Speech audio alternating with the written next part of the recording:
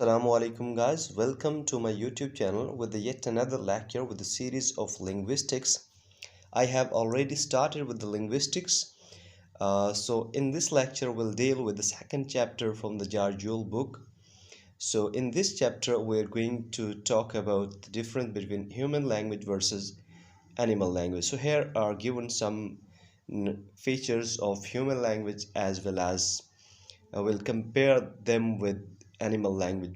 So you can see that there are given some features: reflexivity, displacement, arbitrariness, productivity, cultural transmission, and duality. So we'll go through these one by one with detail of each. What is reflexivity? Reflexivity means to think about something. Human beings possess the thinking quality which makes a distinction different from other creatures just like birds and animals.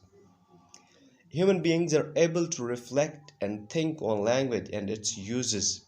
For example, I wish he would not use technical terms. So here in this example, human beings are able to think about something and then they utter. This is the reflexivity. Without this feature, we won't be able to reflect on other features of the human language. Animals and other creatures cannot reflect while they communicate. They have fixed references and fixed signal of communication. If a cat says meow to other cat, so it does not mean it is saying to other cat, hey, I love your voice. So their sounds, their utterances are fixed, their signals are fixed, and they have the fixed meaning. They cannot alternate. They cannot use those signals to for different purposes. So let's go through other. Displacement. Displacement means to far removed from immediate time and place. One of the properties of human language is displacement. What is displacement? It means to talk about some far time, for example, present or future. Human beings are capable to talk about past and future, but it's compared to the animal and other creatures just like birds and insects. So their communication is just for the immediate situation, just for that particular time and place. But human beings possess the quality of displacement. They can talk about the future, they can talk about the present and past as well. So they can revert their place of discussion. Simple to say to talk about yesterday or tomorrow, not about the immediate context, mean present.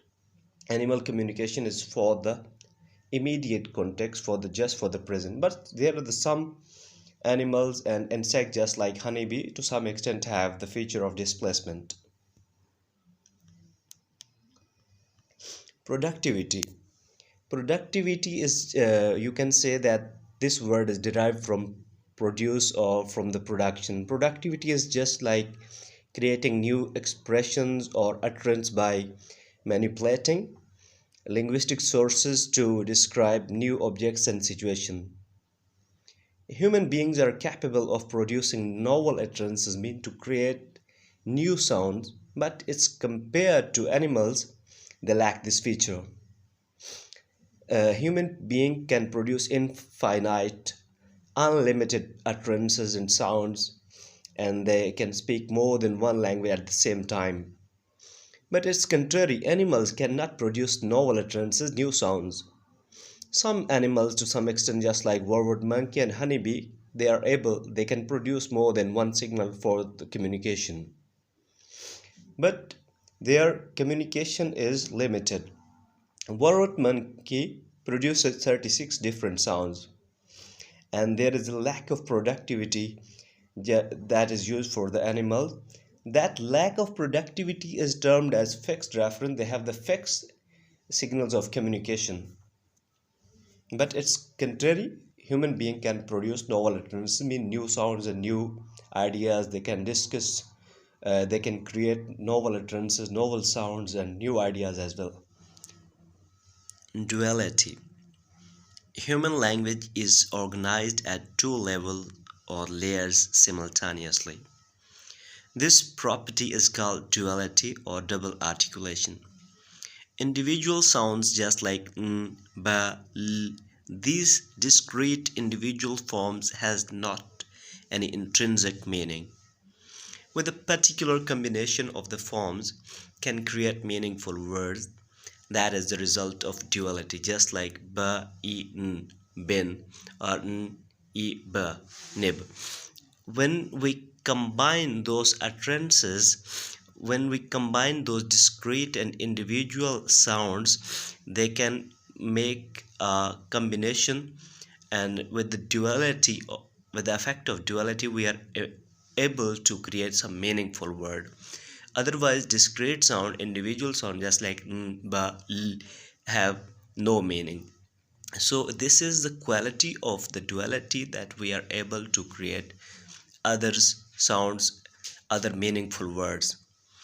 Among other creatures, each communicative signal appears to be a fixed form that cannot be broken down into separate parts. May your dog produce woof, it does not mean it is done on the basis of double level, i.e. duality. Otherwise, we might expect that with the combination of fu, fa, u, and wu, with the combination of these sounds, they are able to produce other utterances, but their signals are their fixed, and they cannot possess the quality of duality, or it can produce different meanings. So they possess the fixed references and the fixed sound. They are used for the fixed purposes, but the human being possesses the capability of duality. Cultural transmission. What is cultural transmission? It is the culture that inherit us, that give us something. The society and the culture we live in plays a vital role in acquiring human language. It is not the parental genes to inherit language. This process of acquiring language is called cultural transmission. Birds and animals are born with instinctive inheritance of the language capabilities from their parental genes. If they are kept in isolation from their parents, they will produce sounds instinctively. But it's contrary. The human babies, which type of environment, which type of culture they are kept, they will learn that particular language. For example, if a Urdu speaking baby is left in he is kept in English environment, so he will definitely starting speaking English after some time. If a Chinese baby is kept in Urdu environment, after some period he will be able to speak simultaneously Urdu as well.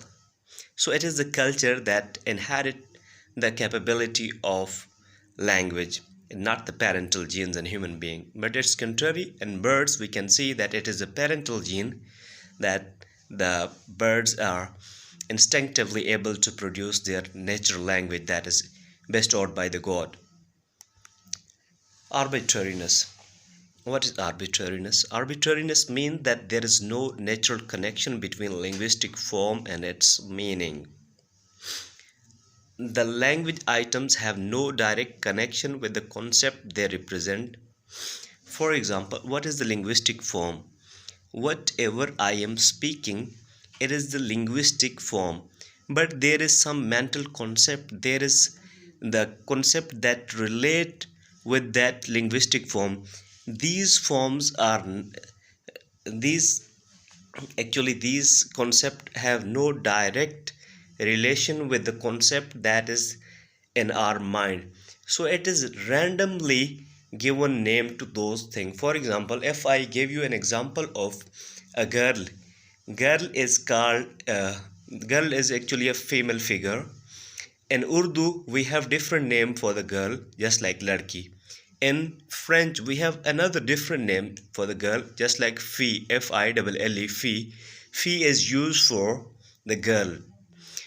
So there is not any fixed or any fixed pattern or formula to give name to those things, that is the arbitrary or randomly given name to those things. So if there is no any particular pattern to give name to these things, so we can say that it is an arbitrary relation between the linguistic form and the concept that they represent. In naming things, human does not follow any certain pattern or certain rules and regulation. The names of things are the result of convention among the language user. So that's all about our today's lecture. If you like my video, please appreciate it. Thank you for watching.